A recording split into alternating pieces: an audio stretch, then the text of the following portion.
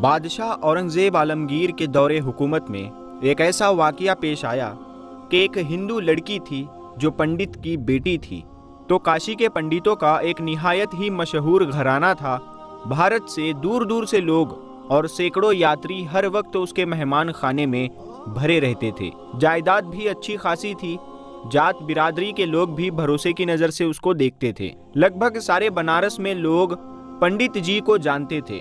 شہرت کی بڑی وجہ یہ بھی تھی کہ 1000 تمناؤں کے بعد ان کے یہاں ایک بچی پیدا ہوئی۔ بچی بہت خوبصورت تھی۔ ماں کی ممتا اور باپ کی محبت کہا نہیں ہوتی، لیکن اس گھر کا قصہ بڑا عجیب و غریب ہو گیا تھا۔ صبح اٹھ کر جب تک ماں باپ اپنی بچی کا منہ نہیں دیکھ لیتے تھے، کسی چیز کو دیکھنا بھی حرام سمجھتے تھے۔ بچی نے جیسے ہی شعور کی منزل میں قدم رکھا تو اس کی تعلیم اور تربیت کے لیے کئی استاد مقرر کر دیے گئے۔ اس نے جوانی کی دہلیز میں قدم رکھا تو خدا کی طرف سے خوبصورتی کے ساتھ ساتھ عقل و ذہانت بھی اسے غضب کی ملی تھی۔ حسن اور شہرت کے ساتھ ساتھ اب اس کے علم کمال کی چاندنی دور دور تک پھیل گئی تھی۔ صبح کے وقت جب وہ گنگا اسنان کے لیے نکلتی تھی تو راہ گزر میں سینکڑوں پروانے اپنی آنکھیں بچھائے کھڑے رہتے تھے۔ حیا اور پرسائی کی وجہ وہ ایک مجسمہ گھر سے نکلتے وقت پلکوں کی چلمن جو گراتی تھی تو وہ سیدھا گھر آ کر ہی اوپر اٹھاتی تھی۔ راستے میں کبھی نظر اٹھا کر اس نے کسی کو نہیں دیکھا۔ سال میں ایک بار ہنومان مندر میں پوجا کے لیے جاتی تھی۔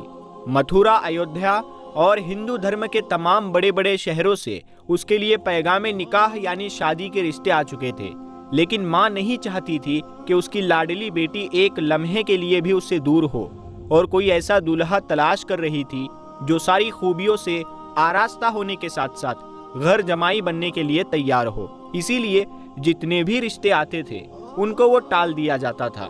ماں باپ پیار سے اپنی بیٹی کو شکنتلا کہتے تھے۔ بڑے ہونے کے بعد یہی نام سب کی زبان پر جاری ہو گیا۔ اب شکنتلا کا نام گھر ہی کے لوگوں کی زبان پر نہیں تھا، بلکہ دور دور تک شکنتلا کے نام کی شہرت پہنچ گئی تھی۔ ٹھیک انہی دنوں میں حضرت اورنگزیب عالمگیر رحمت اللہ تعالی علیہ کی حکومت سارے ہندوستان پر تھی۔ اس وقت حضرت اورنگزیب عالمگیر رحمت اللہ تعالی علیہ نے ابراہیم خان نام کے ایک شخص کو بنارس کا کوتوال بنا کر بھیج دیا۔ ابھی ابراہیم خان کو آئے ہوئے چند ہی روز ہوئے تھے کہ سارے بنارس میں اس کے خلاف دہشت پھیل گئی تھی۔ کہتے ہیں کہ وہ ایک نہایت ہی ظالم، کمینہ اور بدترین شخص تھا، اور اتنے رعب و دبدبے سے رہتا تھا کہ کوئی بھی اس کے خلاف نہیں بول سکتا تھا۔ اس کی خطرناک نگاہوں کی مار سے کسی تازہ کلی کا بچ پانا بہت مشکل تھا۔ اس کے جاسوس گلی گلی چلمن کے پیچھے مہکتی ہوئی زلفوں کا سراغ لگاتے پھرتے تھے۔ ایک دن جاسوسوں نے شکنتلا کا پتہ لگا لیا اور یہ خبر اس عیاش کوتوال ابراہیم خان کو پہنچائی اور کہنے لگے کہ حضور، آپ تو بیکار میں پریشان ہیں، اپنے وقت کا سب سے چمکتا ہوا ہیرا اسی بنارس میں موجود ہے۔ لوگ کہتے ہیں کہ پنڈت لالا رام کی بیٹی شکنتلا، جس کا نام ہے، اس کمل کے پھول کی طرح ہے جو سارے جھیل میں صرف ایک ہی کھلتا ہے۔ صبح سے شام تک نہ جانے کتنے گھائل اس کے گلی کا چکر کاٹتے ہیں اور اس کی دیوار سے اپنی آنکھیں سیک کر چلے جاتے ہیں۔ وہ چلتی ہے تو قدموں کی آہٹ سے قیامت جاگ اٹھتی ہے۔ اس کی مست آنکھوں میں جیسے میخانہ تیرتا رہتا ہے۔ کبھی وہ اپنی زلفیں بکھیر دیتی ہے تو ہر طرف کالی گھٹاؤں کا موسم امڑنے لگتا ہے۔ اس کا ایک تبسم نہ جانے کتنے ناسوروں کا علاج ہے۔ اس کے بدن کی رنگت اتنی نکھری ہوئی ہے کہ جیسے کسی نے چاندی کا خواجہ ہی مل دیا ہو۔ یہ سن کر کوتوال کے منہ میں پانی آ گیا۔ ہرس و ہوس کا شیطان اس کی آنکھوں میں ناچنے لگا۔ اس کی نظر کی درندگی اب ننگی ہو چکی تھی۔ ایک بدماش شرابی کی طرح بہکتے ہوئے انداز میں اس نے کہا، تم اس کے گھر کا صحیح پتہ معلوم کر کے آؤ اور یہ خبر بھی لے کر آؤ کہ وہ اپنے گھر سے باہر کب نکلتی ہے۔ دوسرے دن جاسوسوں نے ساری تفصیل معلوم کر کے کوتوال کو یہ اطلاع دے دی کہ کاشی کے فلاں محلے میں بالکل گنگا کے بغل میں اس کا گھر ہے۔ بالکل صبح سویرے وہ گنگا اسنان کرنے کے لیے اپنے گھر سے باہر نکلتی ہے۔ رات اور دن میں اس کے گھر سے نکلنے کا بس یہی ایک وقت ہے۔ کوتوال نے پنڈت لالا رام کو اپنے دربار میں بلوا لیا اور اس نے پنڈت سے کہا کہ اے پنڈت، ہمیں یہ خبر ہوئی ہے کہ کہ शकुंतला नाम की तुम्हारी एक बेटी है, हम चाहते हैं कि उसे अपने घर की हम जीनत बनाएं, लिहाजा उसकी डोली सजाकर मेरे दरवाजे तक पहुंचा देना।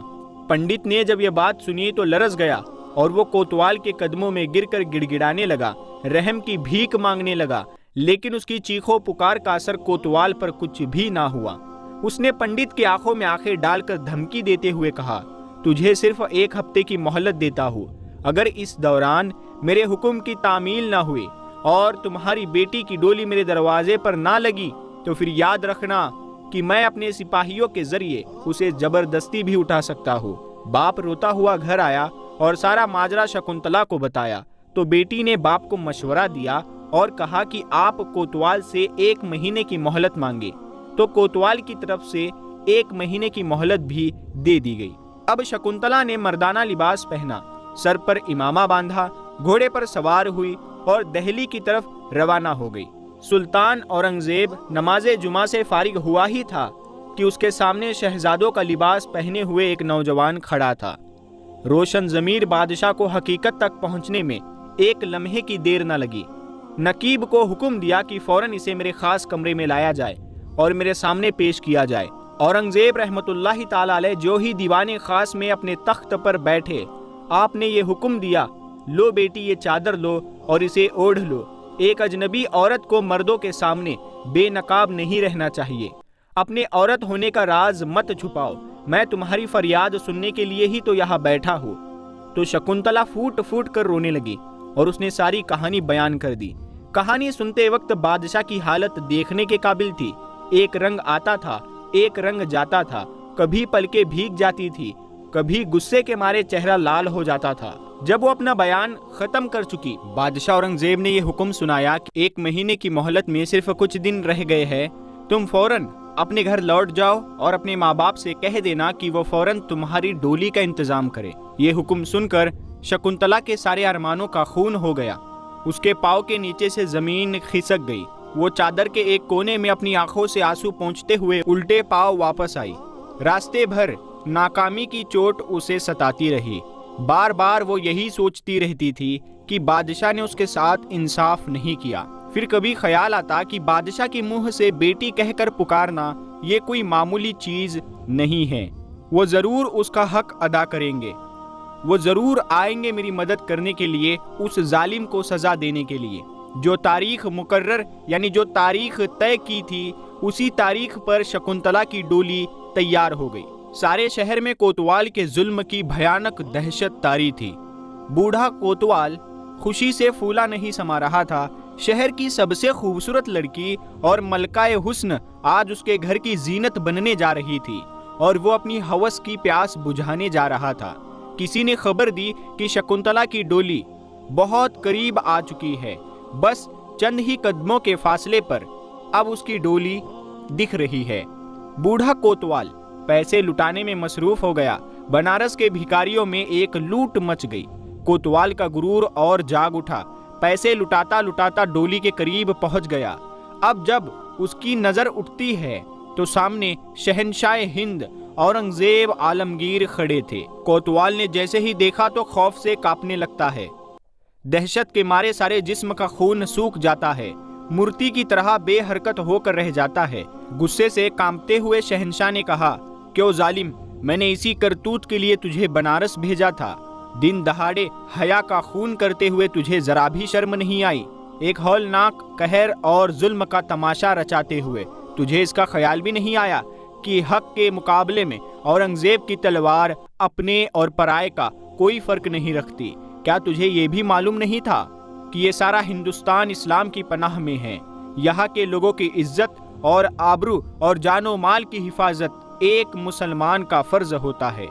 गुस्से के मारे बादशाह औरंगजेब आलमगीर का चेहरा लाल होकर रह गया था। आंखों से अंगारे फूट रहे थे और एक कोतवाल था जिसका खून खुश्क होता जा रहा था। तभी दिल्ली से चला हुआ फौजी दस्ता भी आ पहुंचा। कोतवाल की तरफ इशारा करते हुए बादशाह ने हुक्म दिया कि इस पापी को इसके बुरे कर्मों की सजा दो ताकि दूसरों के लिए इसका अंजाम एक इबरत बन जाए। चुनांचे ऐसा ही हुआ। उसके दोनों पांव अलग अलग हाथी को बांध दिए गए, यानी उसके दोनों पांव अलग अलग करके 2 खूंखार हाथियों की टांगों से बांध दिए गए और पूरी ताकत के साथ हाथियों को अलग अलग सिमत में दौड़ाया गया, यहाँ तक कि जमीन पर उस कमीने के रेजे रेजे बिखर गए। सारा बनारस औरंगजेब के रहमो इंसाफ से गूंज रहा था। शकुंतला की डोली अब अपने घर पहुंची, तभी बादशाह भी उसके घर पहुंच गए और पहुंचते ही फौरन हुक्म दिया कि मैं प्यास की शिद्दत से बेताब हूँ, मुझे सबसे पहले पानी पिलाया जाए। मैं उस दिन से प्यासा हूँ जिस दिन से शकुंतला ने मेरे सामने अपनी फरियाद पेश की थी।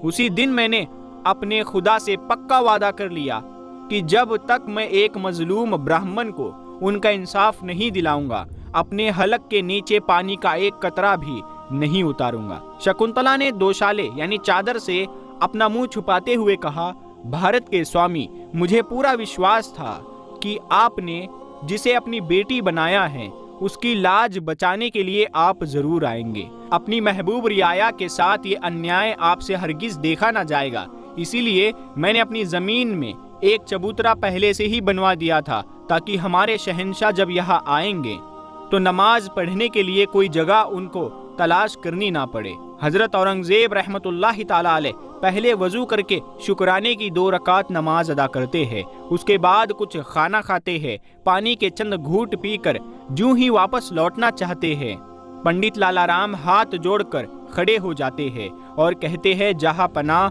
इस भूमि को आपने अपने सजदे से पवित्र बना दिया है, अब हम इसे किसी दूसरे काम में इस्तेमाल नहीं कर सकते, इसीलिए हम अपने दिल की गहराइयों से इस जमीन को मस्जिद के लिए वक्फ करते हैं।